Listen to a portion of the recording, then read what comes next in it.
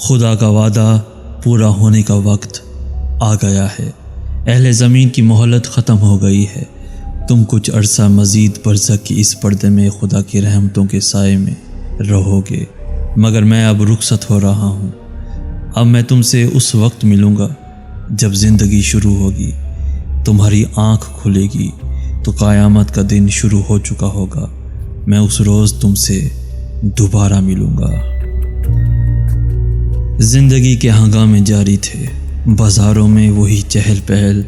اور گہما گہمی تھی۔ New York, Los Angeles, London, Paris, Shanghai,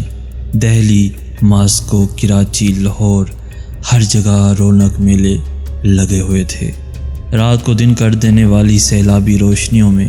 20 cricket match اور فٹ بال ورلڈ کپ کے مقابلے، ان کو دیکھتے اور تالیاں بجاتے تماشائی پب اور بار میں شراب پیتے اور کلبوں میں اسٹرپٹیز دیکھتے بدمست لوگ، ہالی ووڈ اور بالی ووڈ کی ایکشن اور تھرل فلموں میں اداکاروں کے جلوے اور ان جلووں کے شوقین تماشبین، فلموں، ڈراموں، stage T V, belly dance اور فیشن شوز میں تھرکتی مٹکتی اپنے جسم کی نمائش کرتی ماڈلز اور اداکارائیں، اور اس نمائش سے اپنی تجوریاں بھرتے سرمایہ دار، نئے دور کے نئے فاتحین عالم، ملٹی نیشنل کمپنیوں کے مالکان، اور ان کو اپنا علم و ہنر بیچ کر اپنے مستقبل کے خواب بننے والے باصلاحیت نوجوان، میڈیا کی چمک دمک، صحافت کے مرچ مسالے اور بازار سیاست کے ماند نہ پڑنے والے مکر و فریب کے ہنگامے، بازاروں میں گھومتے اور خریداری کرتے مرد و خواتین اور ان کو بلاتی رجھاتی دکانیں اور دکاندار، غربا کے جھونپڑوں میں فکر و افلاس، شادیوں کی تقریبات میں خوشی کے نغمے، جنازوں اور ہسپتالوں میں غم و عالم کے سائے، خدا کے نام پر اپنے مفادات کا تحفظ کرتے اہل مذہب، غریبوں اور ان کے مسائل سے ہمیشہ کی طرح بے نیاز اہل ثروت، کرپشن کی ناپاک کمائی سے اپنی جیبیں بھرتے سرکاری ملازم، اور ملاوٹ و ذخیرہ اندوزی سے اپنی تجوریاں بھرتے ہوئے حرام خور تاجر، عوام کا استحصال کرتے اہل اقتدار اور دنیا پر اپنا غلبہ قائم رکھنے کے منصوبے بناتی سپر پاورز، سب اپنے اپنے مشغلوں اور کاموں میں مگن تھے۔ اہل زمین جو ہمیشہ سے کرتے آئے تھے وہی کر رہے تھے۔ ظلم و فساد کی داستانیں، دھوکہ اور فریب کی کہانیاں، حرص و ہوس کی دور، غفلت اور سرکشی کے رویے، خدا اور آخرت کی فراموشی، سیاسی ہنگامے، معاشی جدوجہد، مذہبی جھگڑے، طبقاتی کشمکش، ہر چیز ہمیشہ کی طرح جاری تھی۔ پیغمبر تو صدیوں پہلے آنے بند ہو گئے تھے۔ ایگریکلچرل ایج انڈسٹریل ایج سے بدلی اور انڈسٹریل ایج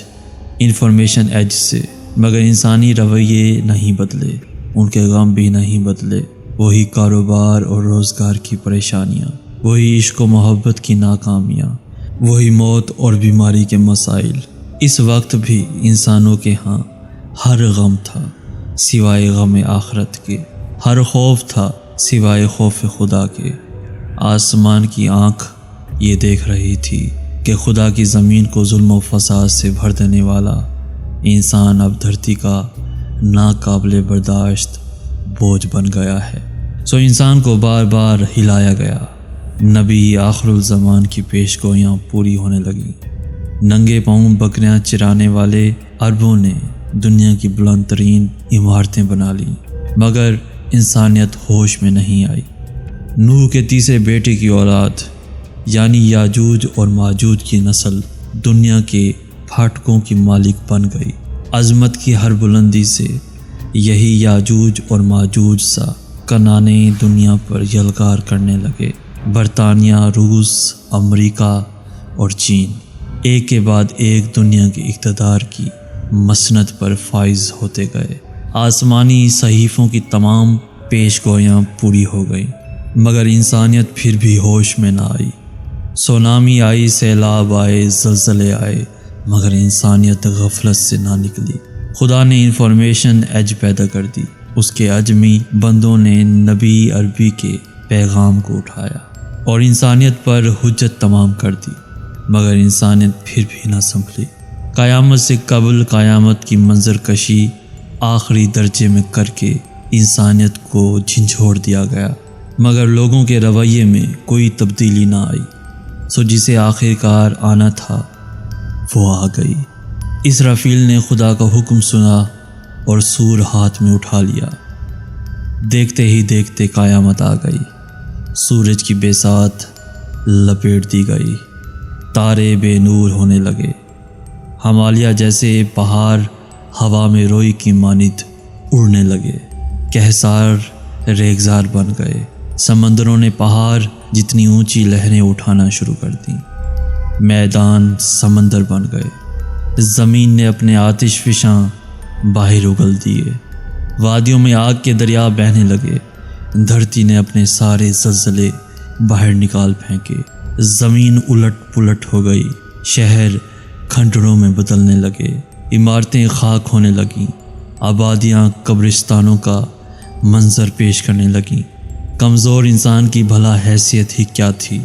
وہ جو کچھ دیر قبل نئے گھر کی تعمیر کے منصوبے بنا رہے تھے، نئی دکان اور نئے کاروبار کی منصوبہ بندی کر رہے تھے، شادی اور نکاح کی امیدیں باندھ رہے تھے، نئی کار اور نئے کپڑوں کی خریداری کر رہے تھے، اولاد کے مستقبل کی پلاننگ میں مصروف تھے، اپنے تمام ارادے اور سارے عزائم بھول گئے، مائیں دودھ پیتے بچے چھوڑ کر بھاگیں، حاملہ عورتوں کے حمل گر گئے، طاقتور کمزوروں کو کچلتے اور نوجوان بوڑھوں کو چھوڑتے بھاگنے لگے، سونا چاندی سرے راہ پڑے ہیں، نوٹ ہوا میں اڑ رہے ہیں، قیمتی سامان بکھرا ہوا ہے، مگر کوئی لینے والا سمیٹنے والا نہیں، گھر، کاروبار، رشتہ دار، نعتوں و اسباب سب غیر اہم ہو چکے ہیں، ہر نفس صرف اپنی فکر میں ہے، آج انسان سب کو بھول گیا ہے، صرف ایک خدا کو پکار رہا ہے، مگر کوئی جواب نہیں آتا، دہری اور ملحد بھی نام خدا کی دہائی دے رہے ہیں،